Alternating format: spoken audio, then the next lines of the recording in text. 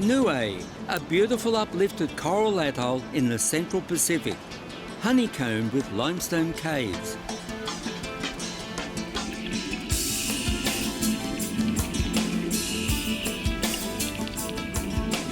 It's where the sea snakes come ashore to lay their eggs.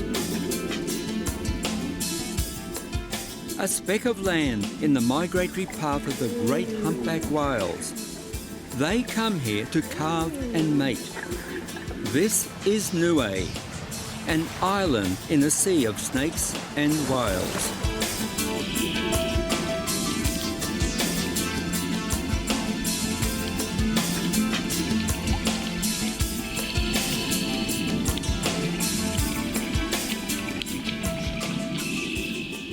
Niue lies 4,000 kilometres east of Australia.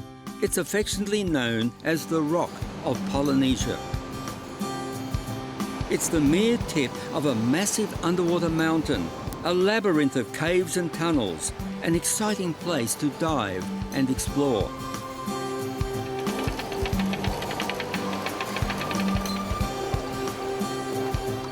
Kim Sheridan and I join Ian Gray of Niue Dive. Our destination is a unique place called Snake Gully. It's just a short boat ride along the base of the 30-metre high cliffs.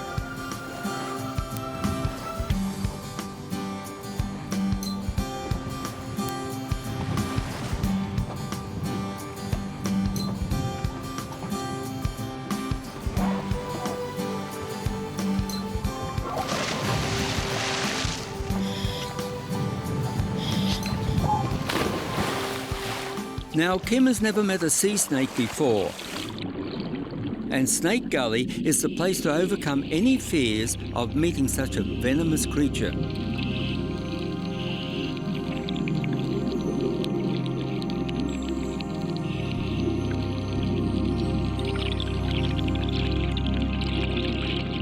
This is the best way to get rid of those fears.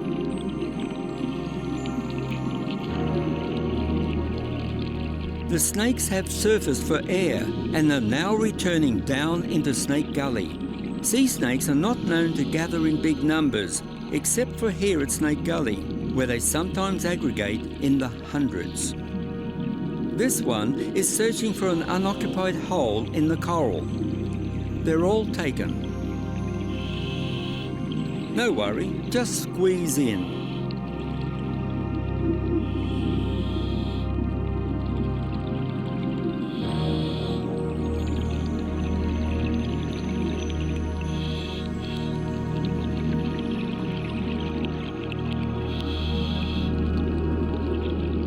Scientists remain puzzled by these unique gatherings. Perhaps it's simply to hold on in the current while having a sleep.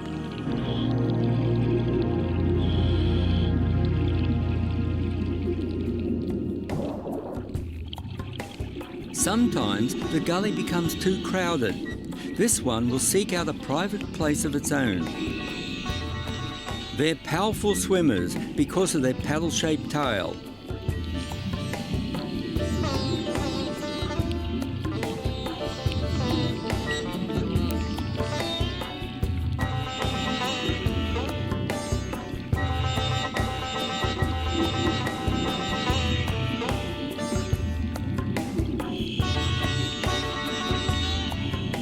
The locals call this sea snake Katuali.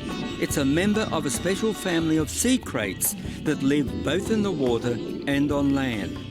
They are the most isolated of the 70 species of sea snakes, unique only to Niue. They are the pacifists of the Pacific, preferring to snooze than snack. They do possess a venom more toxic than the cobra and could kill a human with a single bite, but refuse to do so.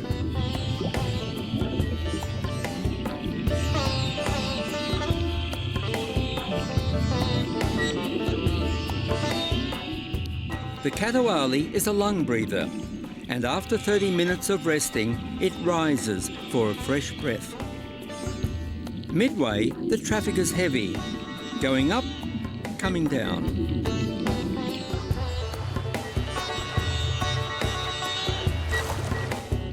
Sea snakes are excellent divers. They possess a tubular lung running nearly 2/3 along their body. They take multiple breaths to restore their oxygen for the next dive.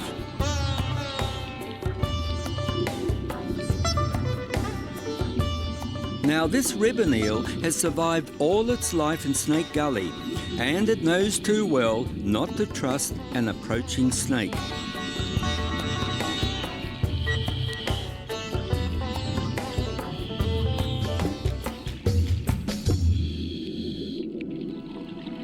Ian leads me along the gully to the cliff face and into a secret cave.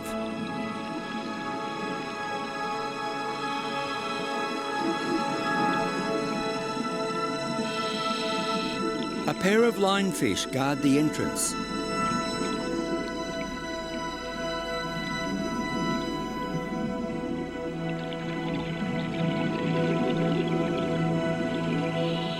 His torch reveals a gourmet delight, a dozen painted crayfish.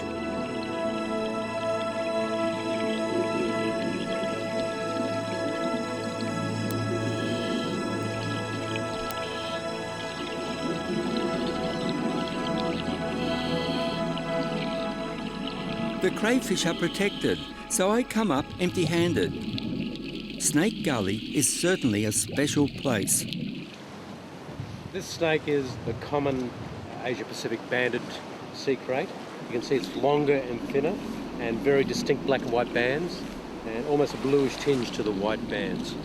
And the Niuean one is much thicker and the bands have a slight V to them.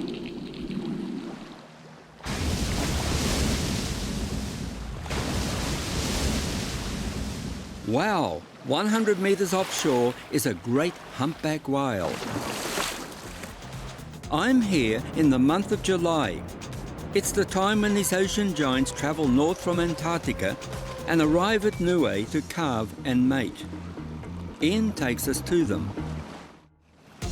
Fishermen show off a wahoo they caught at a fish attracting device made from palm fronds.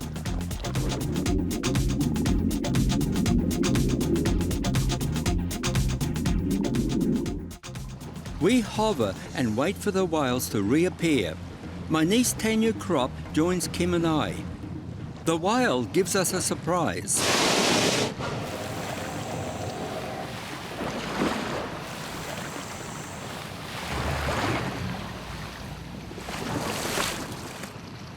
Oh, that was beautiful.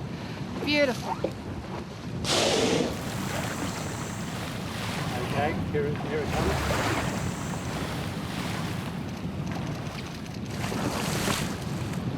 Oh, wow, look at that. You can see the white straight through.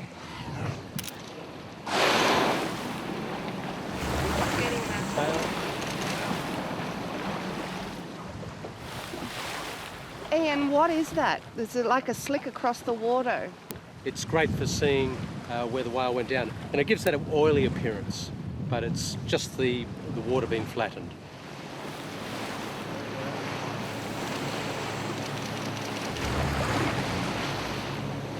Beautiful. See the tail? Just going to take you up where the footprint is, Kim, and then we'll put you in and drag you from there. Okay, no worries.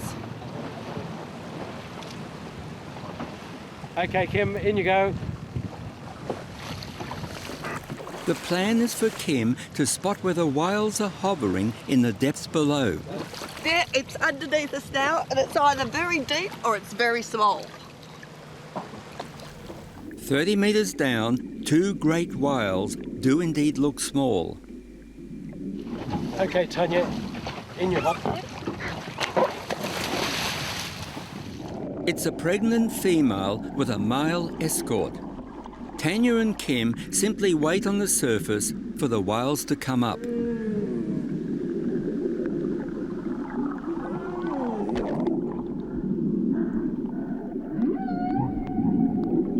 "20 minutes later, they rise for a fresh breath.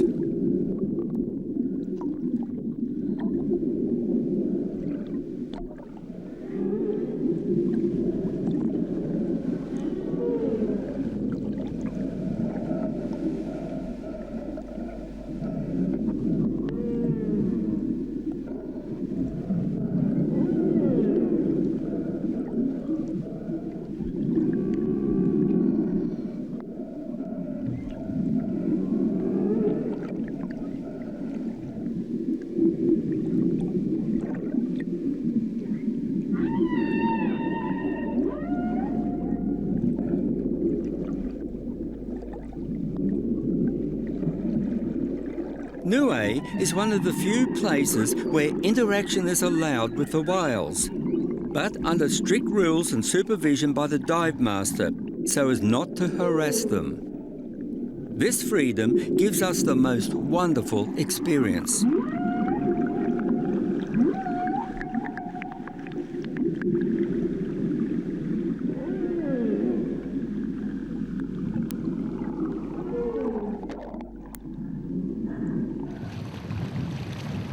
Oh, did you see that? Did you see them go? Absolutely incredible. They rolled straight up underneath us. I thought it was going to take us with it. It was wonderful. Ian's wife Annie brings another group of excited divers.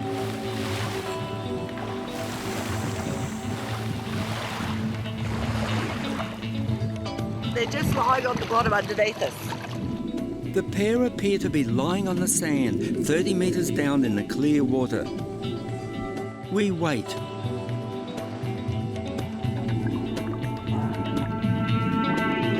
Gonna do the world record for breath holding. Let's do down at least 30 minutes, I reckon.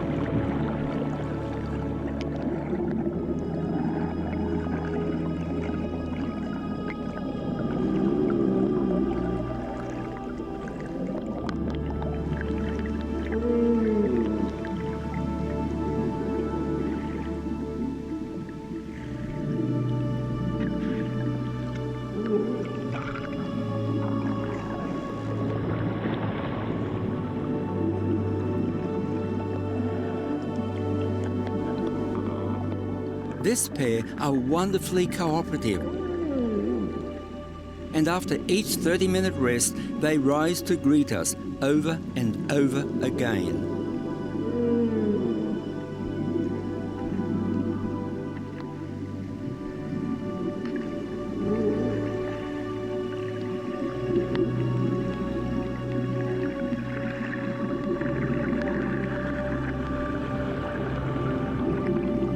They're not intimidated by our closeness. Why should they?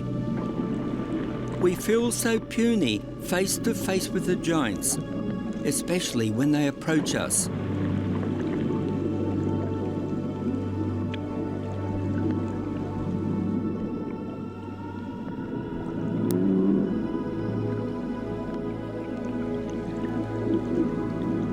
We freeze and let the whales choose their own path past us.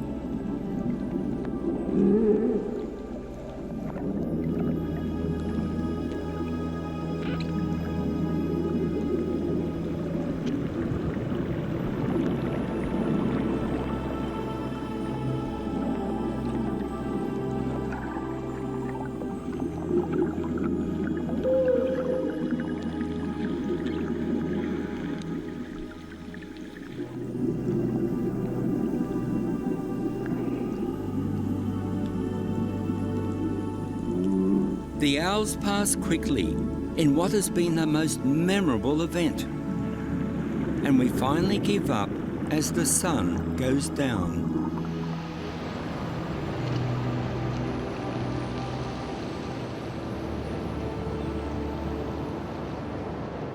Just over here, this is a pahi, and Captain Cook tried to land here, tried to land 3 times on the island, and was repelled each time by the natives. Consequently, called the island Savage Island, and but as it turns out, it's one of the friendliest places you could come to. Tamawhai is the island's traditional canoe builder and a keen fisherman. Our relationship with the sea snake is very, very important because at one point during the season or during the year, they're floating on top of the water. Hundreds of them are just floating around in particular areas. And for us, traditional fishermen, it's a sign of fish. In fact, they're like partnership, like a husband and a wife. The katuali, or the sea snake, what it does is it attracts the little bait fish out of the holes for the black trevally to eat. And it's a sign for us then, fishermen, to target these species of fish. So yeah, it's an important relationship between fishermen and the sea snake. Sometimes we talk to the katoali when we see them. We ask them such things as, bring some fish around, encourage the fish to come and eat our baits, that kind of thing. So yeah, whether it works or not, sometimes it does, but yeah, we do talk to the species. The Polynesian settlers arrived 1,000 years ago, by canoe of course, and these scenic caves are garages for their craft.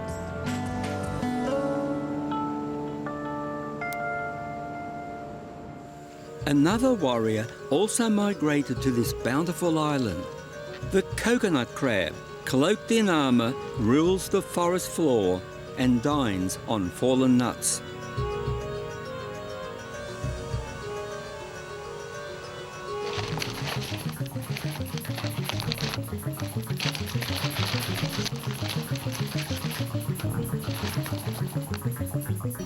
A much smaller land crab can also be dinner.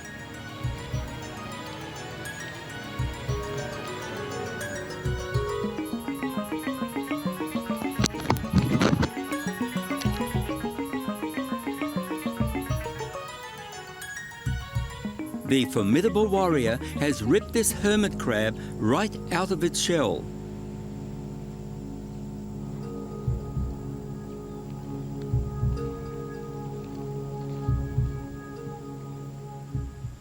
The coconut crab still retains a link with the sea. It must release its eggs in the ocean, and the larvae soon turn into little crabs that crawl back on shore. This night so bold does have one predator, and only because it's good eating.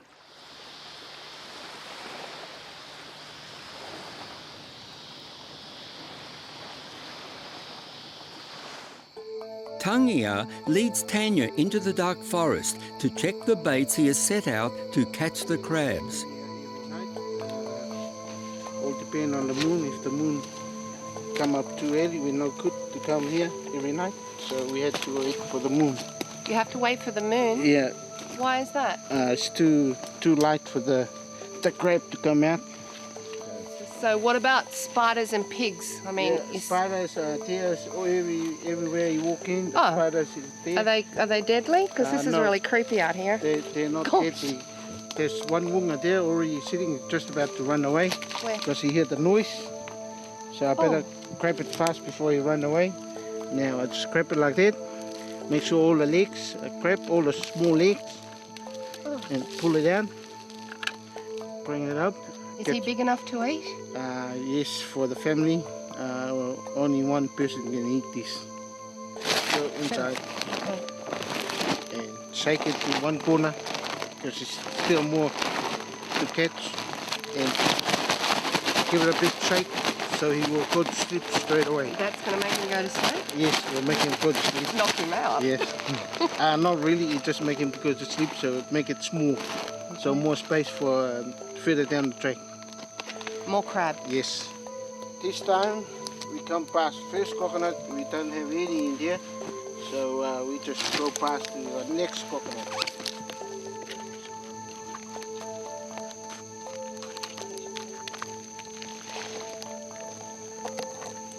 Oh my, it's eating the coconut, so wow, we got another dinner tonight.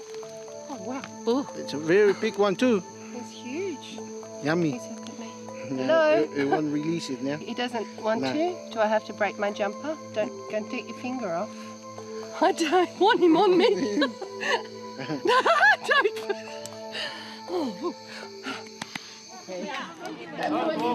Tangia obviously had a very successful hunt. The feast is for a new church opening at Makafu village.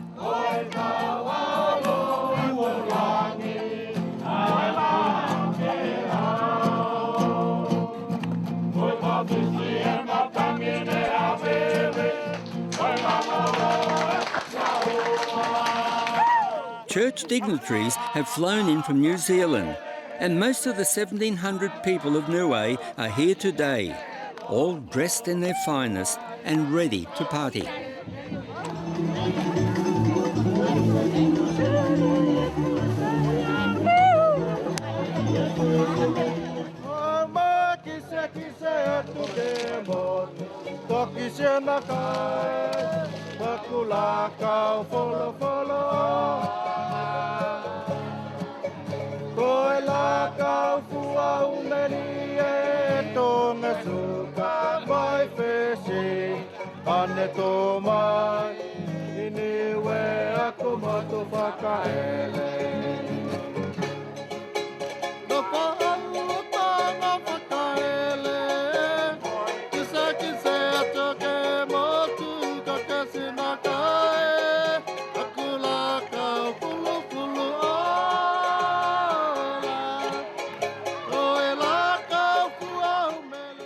Mana mana tu moe whakatuke, kato pona hata ua whakangoa, te whea ke moe roko roko mai, ke oko mai ke taua. Ko e tau mono ina e mana, ia tau whi mau ki ai, ko liongi ni moe tua. Whanau longa mai tari Haku maanga whakaelele Haku mawhania ke loto Ko aira ke tape te ki ai Oi atua toko tāni Halo!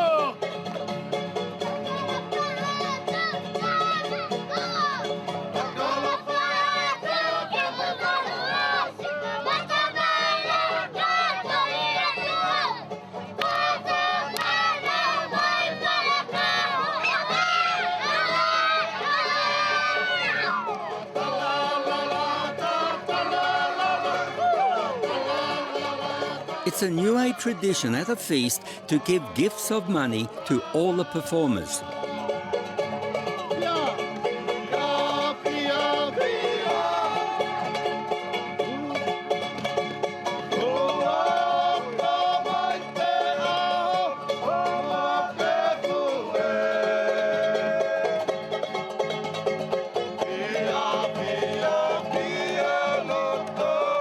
Some of the kids do quite well.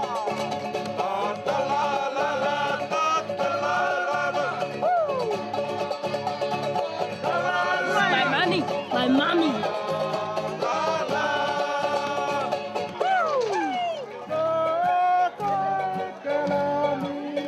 Niue generosity continues.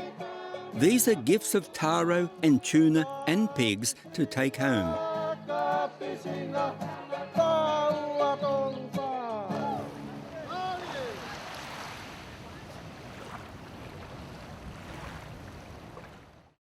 Basket weaving is another quality tradition that is handed down. Ahi Cross is the expert. That way there is plaiting weave, so there's a different way of weaving. Like you're making a mat, that's plaiting weave or a basket, but I combine the plaiting weave and the stitching weave on that one. It's a gift to the Governor General's wife. So it was quite good. Yeah, Premier came, saw it, said, I'll give you $1,000 for that. I said, deal. And it's the same size as that. On Saturday night, all the workers at the Matavai Resort and their children perform a traditional dance for the visitors.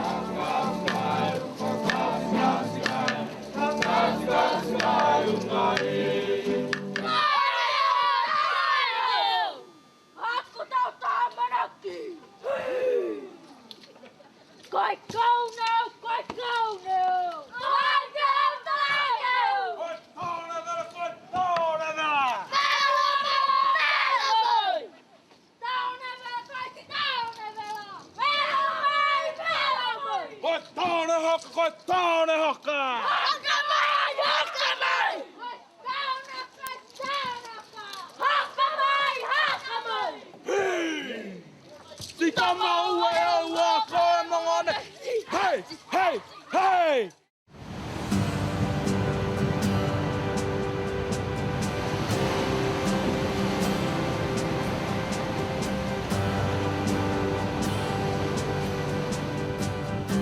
Because Niue is an uplifted coral reef, this rock of Polynesia is all coral. And the fossil remnants of a once living and submerged coral reef are visible everywhere.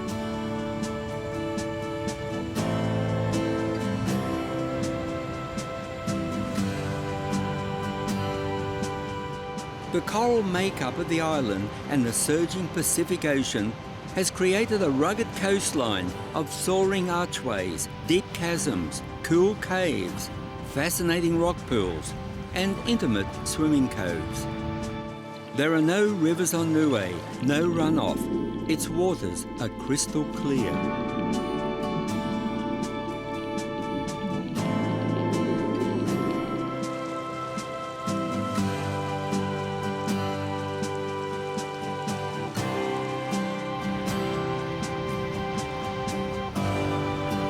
It was great, very nice. Fantastic swim through. It was really, really pretty. The entire island is honeycombed with limestone caves. Up till the mid-1800s, most of the islanders lived in them. Why build a hut when nature provides 4 walls and a solid roof with a nice view?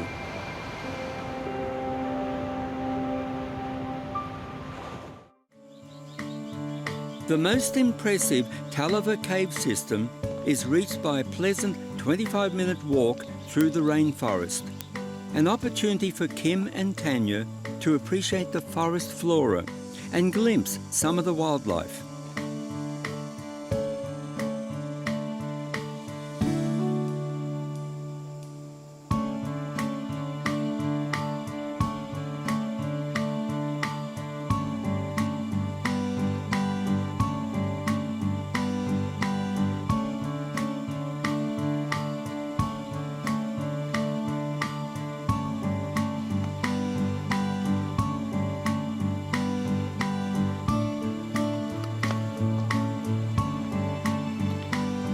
Their goal is to view the spectacular arch, and it's only reached by passing through an amazing cave. Wow, this is good.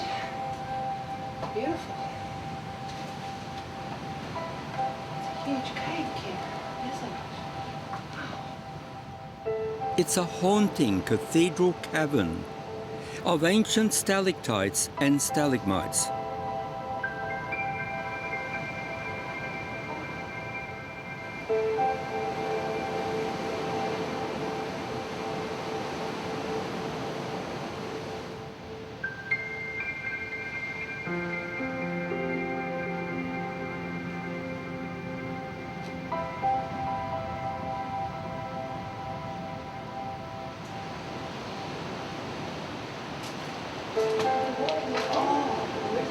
Oh, look in here.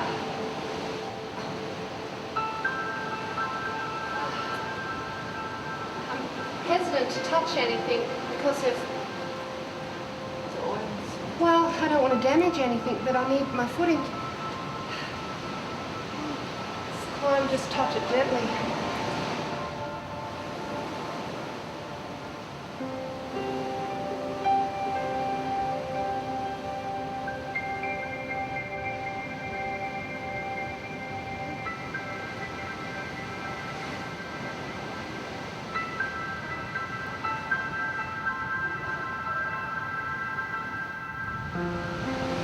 Wow, what a view!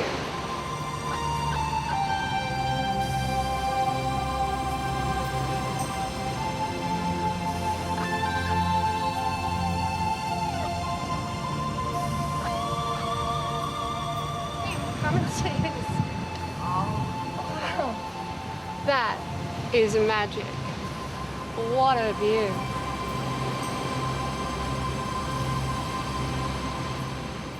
The Katoali sea crate can do one thing no other sea snakes can do: leave the water for dry land in order to lay their eggs.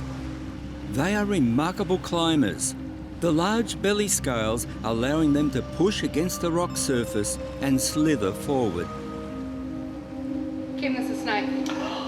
Oh no. Do you want to follow it? Well, not really, but let's do it. No, let's follow it. She's laying a clutch of 3 eggs. All other sea snakes bear live young in the water. Because she's evolved to crawl up on land, she's quite agile. There they are. They're the eggs. Wow, look at them. Oh my gosh. Aren't they huge? Where's the snake though? Oh, let's hope she's not around.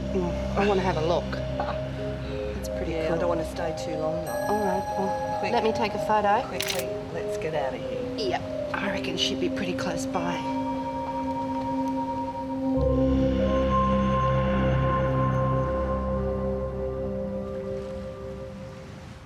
Now, when you go for a swim at Niue, you swim with snakes.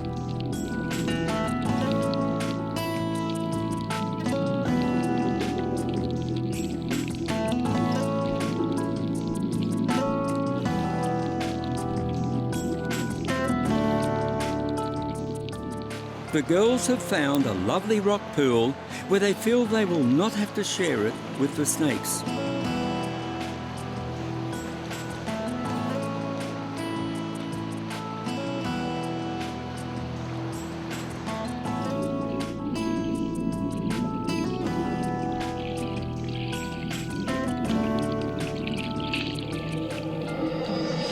Wrong choice. A snake is searching the cave wall in order to crawl out and lay her eggs.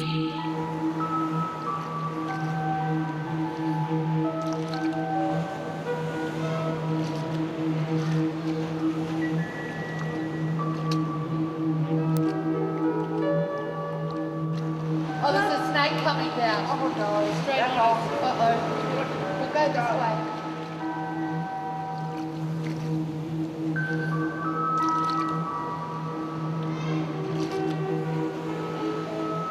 Left this area, so I'm wondering what it was doing hanging up here. May have laid eggs. You think it's nursing? Yes. Oh, Kim, look, you're right.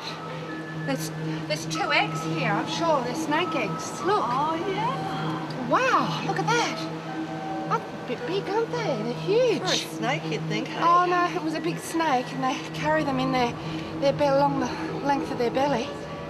I hope she's not around anywhere. Oh, I didn't think of that.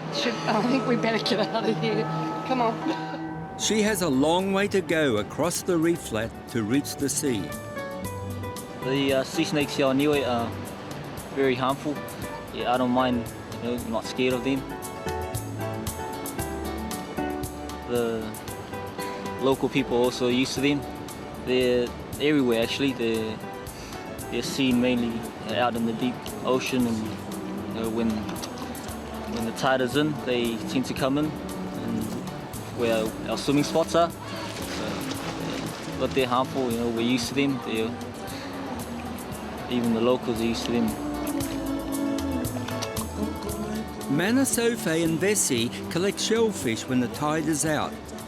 It's a traditional way of life where they cross paths with the Katoali. This is the bubu, and this is what you call matapihu in Niue, but I don't know the term for the shells in English. So this is what we normally get when we go down the sea, looking for shells for families and whatever our meal we're going to have during the day.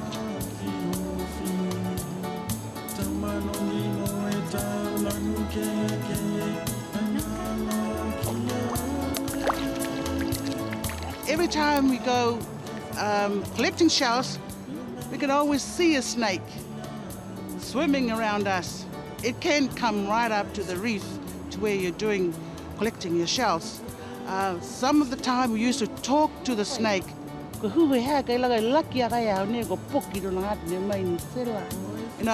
Thank you for coming, look after us, and see you.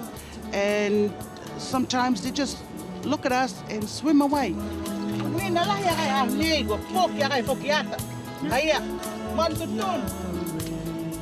Legends of sea snakes and their mythical powers are deeply embedded in Niuean legend. They say the snakes are messengers from the sea gods. When they emerge in special places, it's a warning to the people, beware. To ignore the warning from these snakes will cause the gods to retaliate.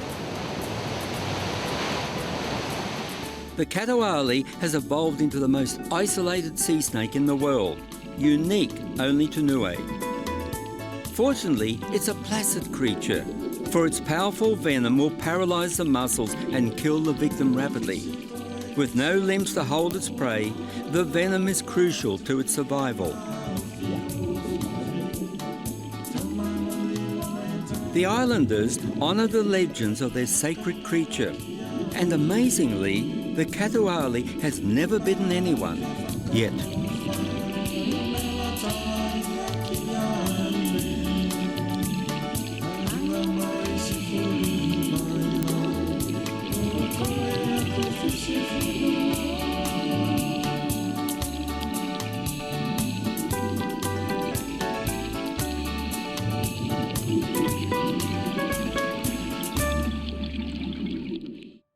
A priceless patch of tropical forest is preserved in the island's centre.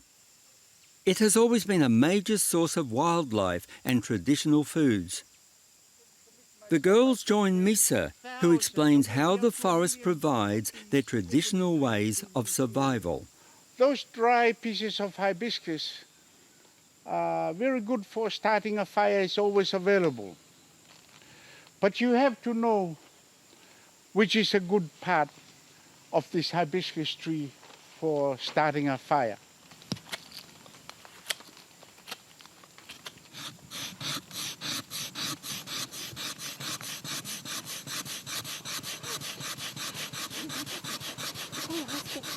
Trying to do that on an island.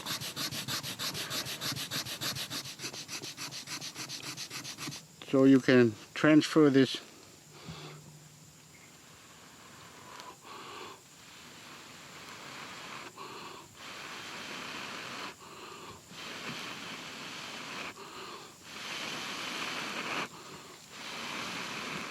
The general method everybody uses over here for catching the unga when they are hungry, living over here, is where they will get even up to over 100 dry coconut like this and cut a small hole, about that gap, on the side of the nut and make 2 strings on the husk by pulling it out like that. So you can hook it on a small tree like this or a small ledge of coral. Then what you do is you have to turn the nut around. So when the unga comes from where it lived in places like this, it won't drag the nut where it comes from. So it'll have to stay here and get a feed for maybe 2 or 3 hours. Gives you enough time to check the hundreds of bait you put out in your family land and collect them as they were eating.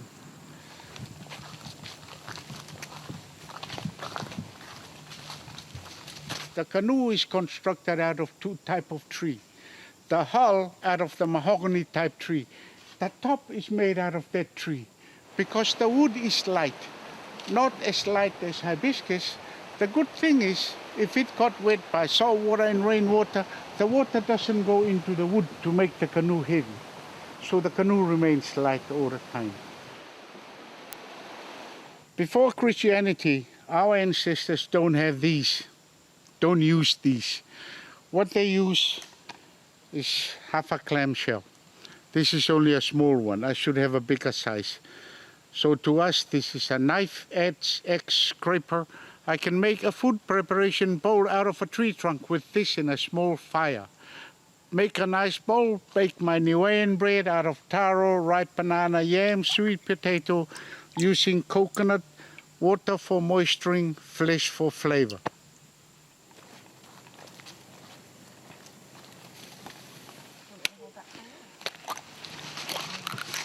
Please don't get drunk. So I just squeeze the lime in here? Yeah. Can you hold it? Sorry. Yeah.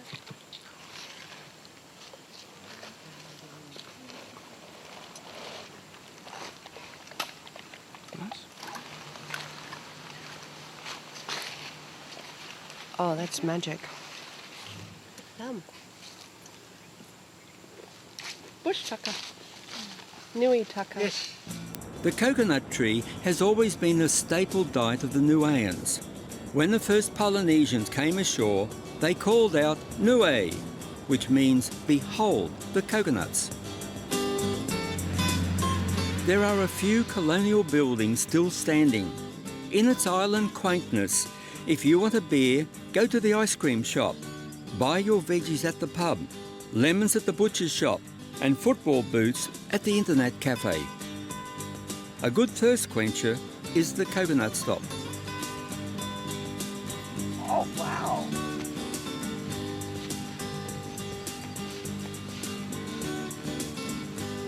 Cute signs remind us to do the right thing.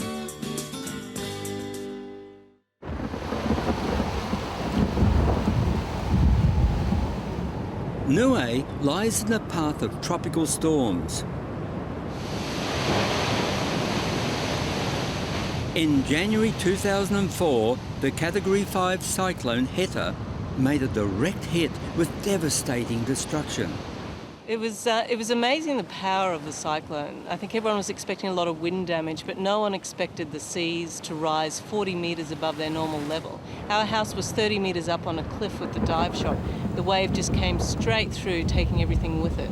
And even a brand new gear shed that had only been built a year before, we got back the next day and even the cement foundation wasn't there. Imagine the horror of a 30-metre storm surge with 10-metre waves on top of that, engulfing all the buildings on the cliff top. Cyclone Heta destroyed all the corals on the western side where it hit. But just around the corner is a beautiful coral garden that is as pretty as you can get.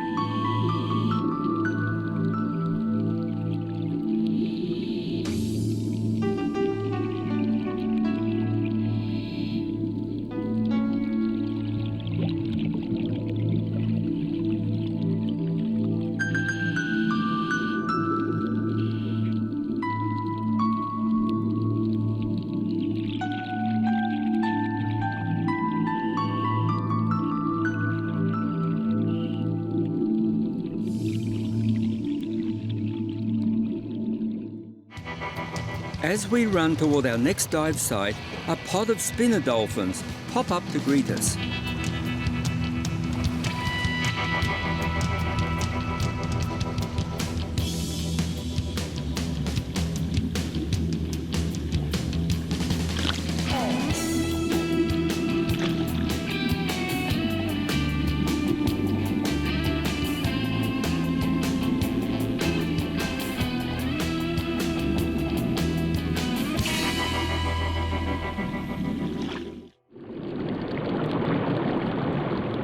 A sea snake braves the surge against the cliff face to dive and enter a remarkable underwater cavern Ian calls the Bubble Cave.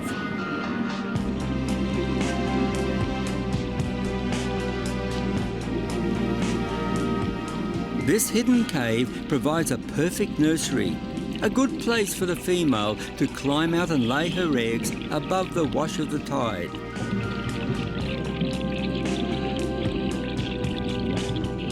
A resident white-tipped reef shark grows fat on the cave's bounty. Visiting sea snakes are on its diet.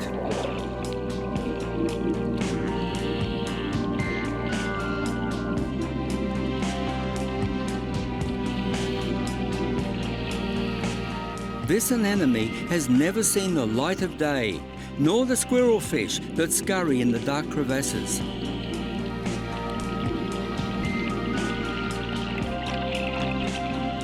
The Katoali searches for a ledge to climb out among the pillars of stalagmites that the rising tide has submerged.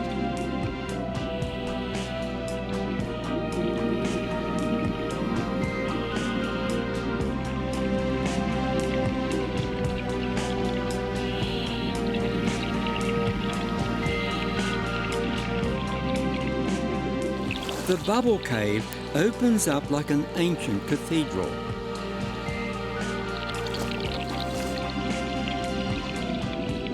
Mother snake does not protect its young. The safety of this cave is all they will have.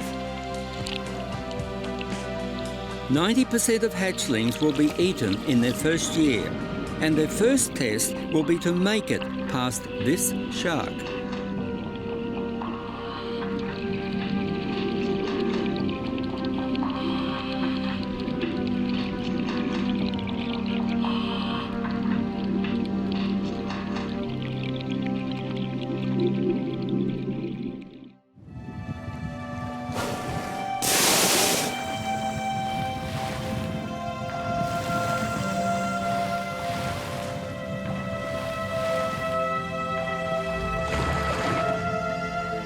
The pair of friendly humpback whales are still here. We know the female is close to calving, and we eagerly await the anticipated arrival of her newborn. In Pacific islands such as Niue, these whales are revered as ancestors. They're family.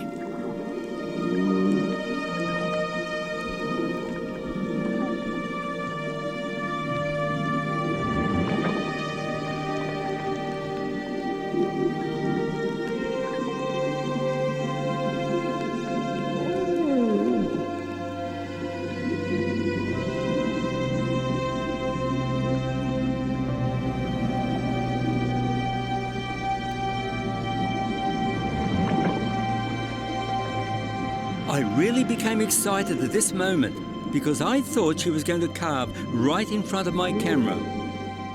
No such luck.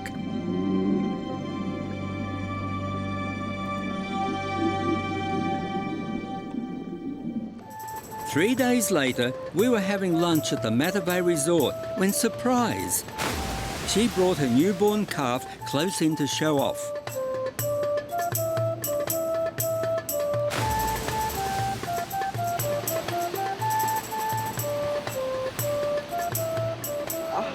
Self-sucking.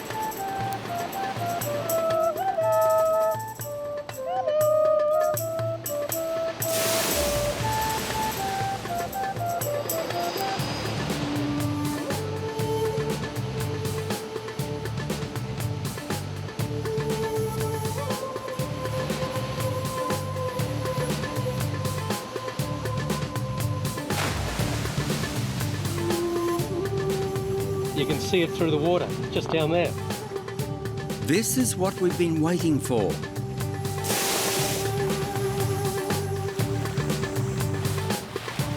Three days old, and the baby is as big as a small car.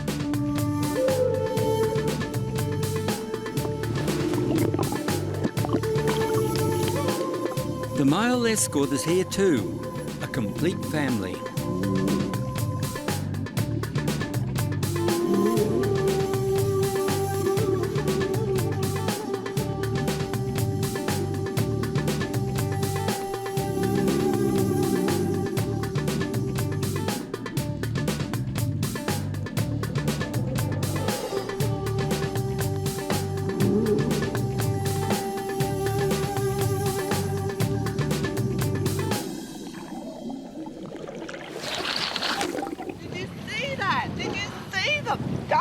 Absolutely incredible. There is an underwater cave that links to a secret cavern above. It's where the juvenile coconut crabs choose to come because it's totally safe from their predators. The Katawali also choose to come here to lay their eggs.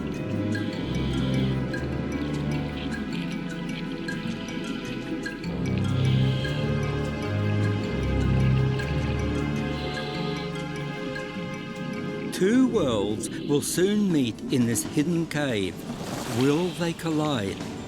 For the hungry crabs, the female Katawali is an added bonus.